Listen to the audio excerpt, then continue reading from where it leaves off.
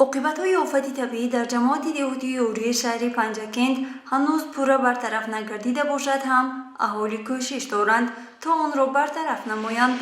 در مکانی که سیل فرآمده و باعث خرابی‌ها گردید از زیر لایقه بیرون آوردن دیگ طبق و گوهر و کرپچه‌های ساکنانی ضرر دیده ادامه داشته. از دو جسدی که در جستجو قرار داشتند از روی معلومات در سامانه‌های اجتماعی جسد پسری 19 ساله با نام حبیب جان یعقوب سال 22 ایول دریافت گردیده و شام ساعت 19 در آرامگاه دیه به خاک سپرده شد. چطور اهالی میگویند 8 نفر اعضای یک عائله در این آفت طبیعی جان خود را از دست دادند.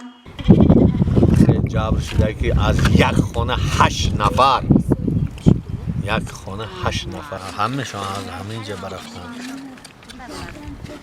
چند گو چقدر بوز همینجا خورفت است، ماندگیاش همینجا خورفت است، درنی وای برفتگیش برفتگی. اصلا این 19 ایول که در جماعت دهاتی یوری و قسمی از ناحیه‌های عینی و مسجای کوهی در نتیجه باران‌های شدید سیل آمده و باعث خسارات اقتصادی و تلفات جانی گردید. از جانب مقامات اجرایی حاکمیت دولتی ولایت سوخت، مقامات اجرایی حاکمیت دولتی شهر پنجکند و شخصان علایده همه گونه کمک‌ها رسانیده شده است. گزارش مرتبه رحمان و اسماعیل جان خالوف برای برنامه اطلاعاتی پیغام.